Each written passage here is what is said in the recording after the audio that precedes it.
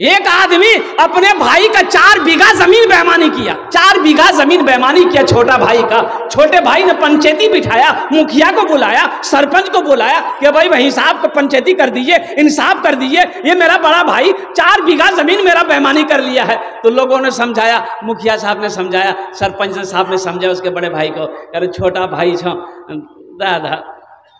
बोले नहीं, हम सबकी बात को मानते हैं लेकिन जमीन नहीं देंगे। तो माने कहां से? अरे माना नहीं दिया, नहीं दिया। हज का महीना आया, हज का साल आया, हज का महीना आया, हज का इरादा कर लिया, 4 बीघा जमीन बेईमानी किया, हज का इरादा कर लिया, सब पैसा जमा कर दिया। जिस दिन निकलना था घर से तो अब चले गए मदरसा शमसुल उलूम, आए कि हजरत से दुआ करवा ले, सफर पे जा रहे हैं, हजरत दुआ कर देंगे तो सफर आसान हो जाएगा। तो हजरत को इसका सब वाकया पता था कि पक्का बेईमान है ये, 4 बीघा जमीन बेईमानी करके बैठा हुआ है। तो हजरत से मुसाफा किया तो हजरत ने पूछा, बेटा कहाँ जा रहा है? बोला अल्लाह आपको पता नहीं है, हम हज में जा रहे हैं। बोला अच्छा, पीछे का मामला सब साफ कर दिया? बोला कौन मामला, हम तो फिट फाट हैं। बोला अपना भाई का जो 4 बीघा जमीन बेईमानी किया है।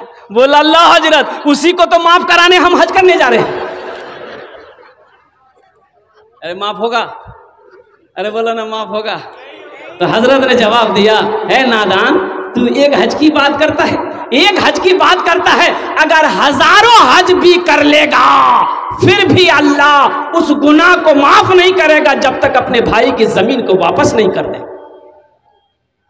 आज हमारी दुआएं कबूल नहीं होती है, आज हमारे घर में बरकत नहीं है। कुर्बान जाओ नौजवानों, बरकत वाली किताब को पढ़ना हमने छोड़ दिया है, बरकत वाली किताब को सीने से लगाना छोड़ दिया है, बरकत वाली किताब, रहमत वाली किताब को अपने आंखों से लगाना हमने छोड़ दिया है। ये बरकत वाली किताब। और सुनिए क्या कहना है, अल्लाह के नबी इरशाद फरमाते हैं, जिस घर में सूर्य वाक़िया की तिलावत हो जाए उस घर में कभी फाका हो ही नहीं सकता। इसकी तिलावत हो जाए, बोलिए सूर्य वाक़िया, सूर्य रहमान के बाद सूर्य वाक़िया है। और कुर्बान जाइए, अल्लाह के नबी का फरमान है कि जिस घर में सूर्य वाक़िया की तिलावत हो जाए उस घर में कभी फाका आ नहीं सकता। हमने तो कुरान पढ़ना छोड़ दिया, हमने तो कुरान की तिलावत को छोड़ दिया है। तो हमारे घर के अंदर में फाका नहीं आएगा तो क्या नहीं आएगा, हमारे घर में बेबरकती नहीं आएगी तो क्या आएगी, हमारे घरों के अंदर में मुफलिसी पैदा नहीं होगी तो क्या होगी। इसलिए नौजवानों, इस जलसे से एक पैगाम लेकर उठो कि आज तक हमसे भूल हुई है, हम कुरान की तिलावत नहीं करते थे, कुरान को छोड़ बैठे थे, कुरान को सीने से नहीं लगाते थे। इंशाअल्लाह इस जलसे से एक पैगाम लेकर उठो कि जो कुरान पढ़ने जाते हो जानते हैं वो रोजाना तिलावत करेंगे, और जो पढ़ना नहीं जानते हैं वो कुरान पढ़ने की कोशिश करेंगे। कितने लोग तैयार है, जरा हाथ उठाएं इंशाअल्लाह। अच्छा, ये हाथ बहुत जल्दी उठता है, लेकिन क्या बात सही है कि गलत है, बोलिए। अल्लाह करे, ए अल्लाह मेरा काम था इस पैगाम को लोगों तक पहुंचाना, इनके दिलों को बदलना तेरा काम है। आमीन बोले तो अल्हम्दुलिल्लाह। जितने भी नौजवानों ने, बच्चों ने वादा किया है अल्लाह कुरान पढ़ने का, जो पढ़े हुए नहीं हैं और जो पढ़े हुए हैं वो तिलावत से, या अल्लाह वो गफलत बरत रहे हैं, या अल्लाह उसे रोजाना कुरान की तिलावत करने की तौफीक अता फरमा दे। और हमारी माँ बहनों को भी कुरान की तिलावत करने की तौफीक अता फरमा दे। ए अल्लाह, सूद, रिश्वत, सूदखोरी, हराम ग़िज़ा से हम सब की हिफाजत अता फरमा दे। हराम में पलने वाला खून, अल्लाह के नबी इरशाद फरमाते हैं, हराम में पलने वाला खून जन्नत में दाखिल नहीं हो सकता है, हराम में पलने वाला खून जन्नत की खुशबू तक नहीं सूंघ सकता है। इसलिए ये ग्रुप, ये हमारी माँ बहनें जो ग्रुप आप चला रहे हैं, जो बंधन बैंक आप चला रहे हैं, जो आप लोगों से, लड़की वालों से मांग कर जहेज ले रहे हैं, ये हराम है। हराम पैसा घर के अंदर में आएगा, घर के अंदर में बेबरकती पैदा हो जाएगी, अल्लाह की पकड़ आ जाएगी। इसलिए नौजवानों, ये सारे चीजों से तौबा करो कि इंशाअल्लाह हम मांग कर जहेज नहीं लेंगे, नहीं लेंगे। एक जगह जलसा में तकरीर करके नीचे उतरे, एक नौजवान बोला, गए मौलवी साहब रुका। बोला बोलो। बोला अभी आप तकरीर करे कि माँ बाप के कदमों के नीचे जन्नत है? हमने कहा कि हाँ, हुजूर की हदीस है, अल्लाह के नबी इरशाद फरमाते हैं कि माँ के कदमों के नीचे जन्नत है। बाप जन्नत के दरवाज़ों में से एक बीच का दरवाज़ा है। कौन सा दरवाज़ा है? हाँ, बाप जन्नत के दरवाजों में से एक बीच का दरवाजा है। तो नौजवान बोला कि बात समझ में आ गई, हमारा सवाल ये है, ठीक है माँ बाप के कदमों के नीचे जन्नत है, लेकिन मेरा पूछना ये है कि सास ससुर के कदम के नीचे कुछ है कि नहीं है? क्या है? समझ गए? तो हमने कहा कि क्या है, ब्याह कर इल है कि? बोले नहीं भेलोज गए। हम बोले बेटा तुम्हारे पूछने का अंदाज, उसका सवाल का जवाब मेरे पास है। बोला जल्दी बताइए। हम बोले सास ससुर के कदम के नीचे भी है। बोला क्या है, जल्दी बताइए। हम बोले थपाची गाड़ी है, वॉशिंग मशीन है, कूलर है, पंखा है, बर्तन है, हड़िया है, लोटा है, थाली है। अरे और क्या मिलेगा?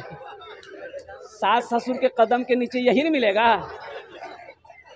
नौजवानों, मांग कर जहेज ना लेना। और सुनो, उलमा फरमाते हैं कि अगर वो अपनी मर्जी से भी दे फिर भी ना लो, फिर भी ना लो।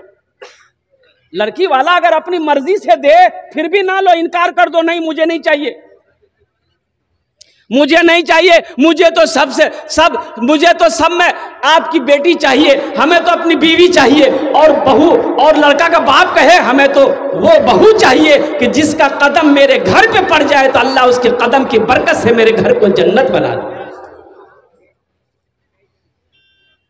एक लड़का शादी नहीं कर रहा था, उसकी माँ बोली कि बेटा अब इन हाथों में ताकत नहीं है, झाड़ू नहीं दे पाती हूं मैं, काम नहीं कर पाती, खाना नहीं बना पाती, कपड़े नहीं धो पाती, तू ब्याह कर ले, बहू आएगी घर में काम करेगी, मुझे आराम मिलेगा।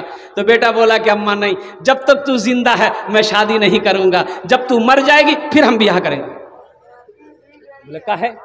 बोला इसलिए कि बीवी आएगी, झगड़ा होगा, सास बहू में झगड़ा होगा, ये मुझे बर्दाश्त नहीं है कि मेरी माँ से कोई झगड़ा करे।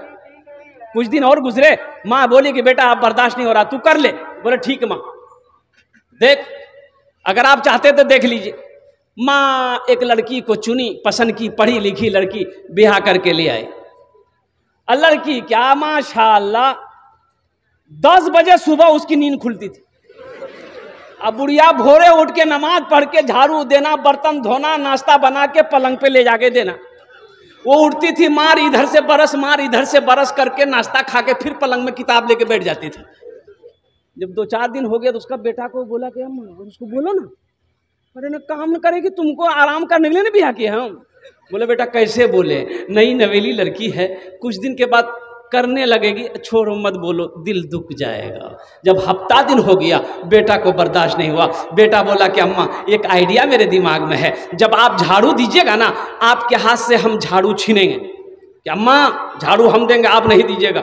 जब हमको झाड़ू देते हुए देखेगी ना तो वो उसको अच्छा नहीं लगेगा कि मेरे रहते मेरा शौहर झाड़ू दे, तो बर्दाश्त नहीं, वो खुद ब खुद आके झाड़ू देने लगेगी। जब आप बर्तन धोइएगा, हम जाएंगे बर्तन धोने के लिए, तो हमको बर्तन धोते देखेगी तो उसको परेशानी होगी, वो आके बर्तन धो, जो काम में लग जाएगी ना तो फिर लगी जाएगी। बोला ठीक है। माँ झाड़ू दे रही, बेटा आया बोला कि अम्मा हम देंगे, माँ बोल रही हम देंगे, बेटा बोल रहा हम देंगे। वो देख के सो गए। बर्तन हम धोएंगे, बर्तन हम धोएंगे, बर्तन हम धोएंगे, बर्तन हम धोएंगे, माँ बेटा दोनों बोल रहा। जब हफ्ता दिन हो गया तो वो लड़की एक दिन उठी और दोनों को बुलाई, सासों को बुलाई, शौहर को भी, इधर आइए। दोनों आया, बोला ये क्या झमेला रोजाना रोजाना लगा रखे आप? बोला नहीं झाड़ू बर्तन यही सब का है। तो बोलेगा आप लोग बारी बना लीजिए, कौन किस दिन झाड़ू देगा, कौन किस दिन बर्तन धोएगा। हाँ हाँ हाँ हाँ। ए नौजवानों, उस लड़की से निकाह करो, उस लड़की से शादी करो कि जिस लड़की का कदम घर में पड़ जाए तो अल्लाह उस घर को जन्नत बना दे।